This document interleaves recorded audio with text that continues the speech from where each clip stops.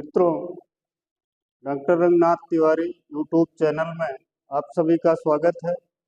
इसके पहले की वीडियो में हम लोगों ने चर्चा कर ली थी कि वर्ण क्या है और संस्कृत क्या है, व्याकरण क्या है, वर्ण हमको प्राप्त कहाँ से हुए, इन सारी चीज़ों की चर्चा हो चुकी थी। उसमें मैंने स्वर की भी चर्चा आपसे कर ली थी और मैंने आपको बताया था कि जो माहेश्वर सूत्र के 14 माहेश्वर सूत्र 14 हमको प्राप्त हुए, उन 14 सूत्रों में प्रथम के जो 4 सूत्र हैं, इन 4 सूत्रों में स्वर कहे गए और बाकी 5 नंबर से लेकर के 14 नंबर तक के सूत्रों में व्यंजन वर्ण कहे गए।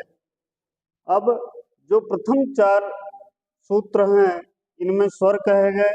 इसमें से ये जो 5 हैं, इन 5 वर्णों को हम मूल स्वर के नाम से जानते हैं, ये भी मैं आपको बता चुका हूँ।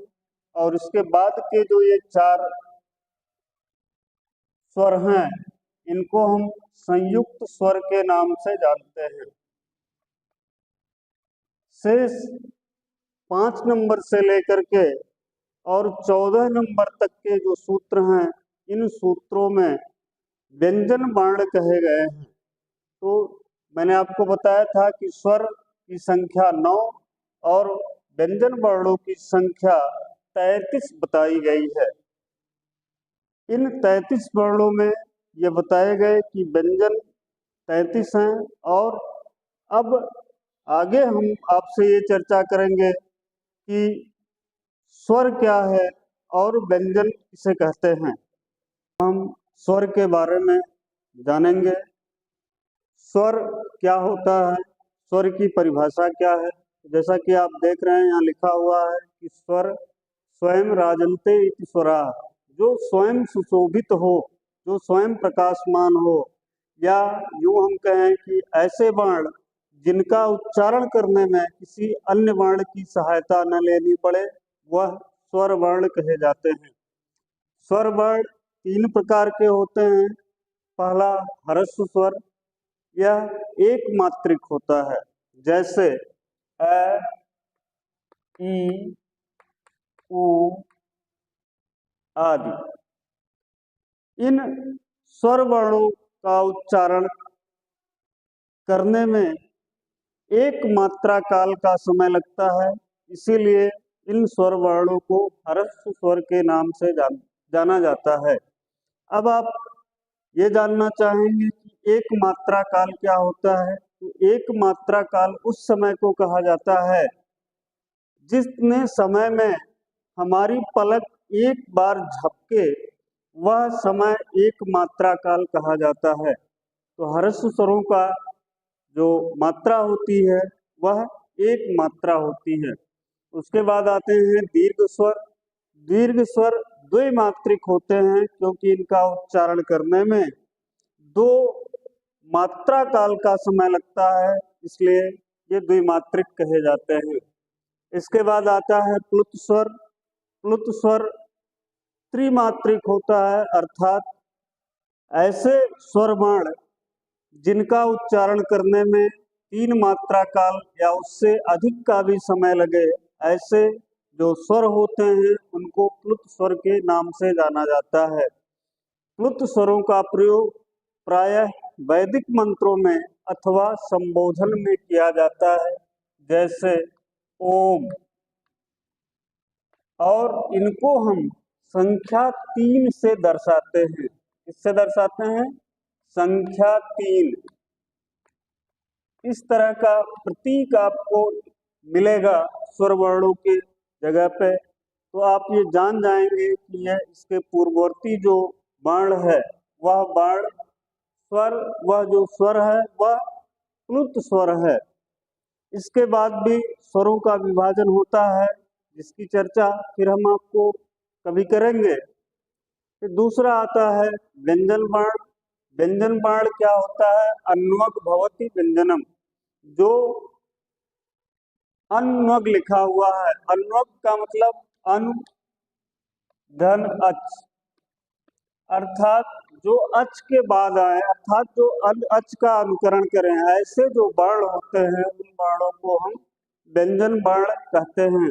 या दूसरे शब्दों में हम कह लें कि ऐसे वर्ण जिनका उच्चारण करने में स्वर वर्णों की सहायता लेनी पड़ती है वह वर्ण व्यंजन वर्ण कहे जाते हैं। व्यंजन वर्णों का उच्चारण या व्यंजन वर्णों का बोला जाना स्वर वर्णों के अभाव में संभव नहीं है। अब हम चर्चा करते हैं कि ये व्यंजन वर्ण कितने प्रकार के होते हैं। तो पहला तो होता है स्पर्श व्यंजन। स्पर्श व्यंजन क्या होता है यह हम जान लें। ऐसे वर्ण जिनका उच्चारण करने में हमारी जिह्वा मुख के विभिन्न भागों जैसे कंठ, तालु आदि का स्पर्श करती है, ऐसे वर्ण स्पर्श वर्ण कहे जाते हैं। यहाँ आगे लिखा भी हुआ है कादयो मावसाना स्पर्श। कै से लेकर के मैं तक के जो वर्ण हैं, कै से लेकर मैं तक के जो वर्ण हैं, इन वर्णों को स्पर्श वर्ण कहा जाता है और इनकी संख्या 25 है। इसके अंतर्गत आपके पांचों वर्ग आते हैं, जैसे कवर्ग। कवर्ग में आपका क, ख, ग, घ, म। ऐसे ही चवर्ग च, छ, ज, झ, ञ। ऐसे ही आपका टवर्ग है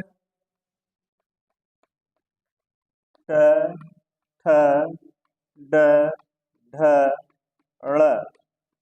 इसके बाद आपका आता है पवर्ग, तवर्ग त, थ, द, ध और न। इसके बाद आपका आता है पवर्ग यानी कि प, फ, ब, भ, म। अब आप देख पा रहे होंगे कि ये 5 वर्ग लिखे हुए हैं, क वर्ग, च वर्ग, ट वर्ग, त वर्ग और प वर्ग। और इनमें प्रत्येक वर्गों में जो वर्णों की संख्या है वो 5 है। 1 2 3 4 5।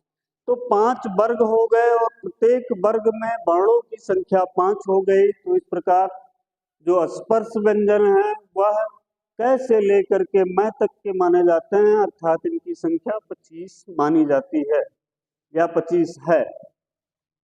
इन्हीं वर्गों को ही हम उदित वर्ण के नाम से भी जाने जाते हैं। लिखा भी हुआ है उदित वर्ण कु, चु, टू, टू, पू, एते उदितः, एते उदितः। अर्थात कु का मतलब क वर्ग, चू का मतलब च वर्ग, टू का मतलब ट वर्ग, टू का मतलब त वर्ग और टू का मतलब प वर्ग होता है। इसके बाद जो आता है वो अंतस्थ व्यंजन है।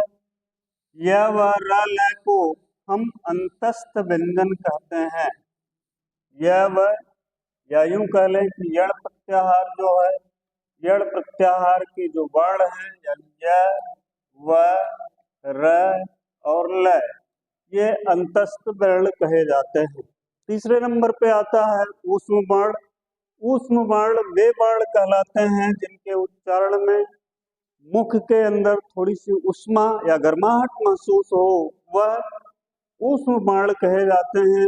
और ये संख्या में 4 हैं, स और है। इस प्रकार हम देख रहे हैं कि जो हमारा वर्ण है व्यंजन वर्ण वह 33 हो गया, यानी कि ये स्पर्श जो है ये 25, अंतस्थ की संख्या 4 और ऊष्म की संख्या 4।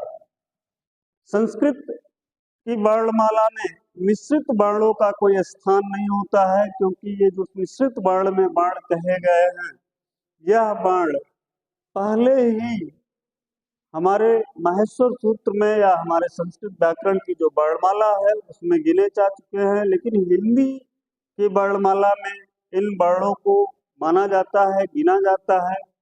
तो ये वर्ण क्रमशः क्षय, त्रय और व्यय हैं, लेकिन इनकी गणना नहीं की जाती संस्कृत व्याकरण की वर्णमाला में, क्योंकि यह पूर्व में कहे गए दो वर्णों से मिलकर बनते हैं। जैसे आप देख पा रहे हैं कि क और स मिलके छ बनता है, त और र मिलके त्रय बनता है, ज और य मिलकर ज्ञ बनता है। तो मित्रों, ये स्वर और व्यंजन का विभाजन मैंने आपको बता दिया। स्वर क्या होता है इसकी चर्चा हो गई। स्वर हम कहते किसे हैं, अर्थात मैंने आपको बताया कि स्वर वे हैं जिनका उच्चारण करने में या जिनको बोलने में किसी अन्य वर्ण की सहायता ना लेनी पड़े, वो वर्ण स्वर वर्ण कहे जाते हैं। व्यंजन वो हैं जिनका उच्चारण करने में स्वर वर्णों की सहायता लेनी पड़े, या यूं कहें कि जो वर्ण स्वर वर्णों के अभाव में बोले ना जा सके उन्हें हम व्यंजन वर्ण कहते हैं। संस्कृत की वर्णमाला में कुल 9 स्वर और 33 व्यंजन बताए गए हैं। इस तरह संस्कृत की जो वर्णमाला है उसमें कुल 42 वर्ण आते हैं।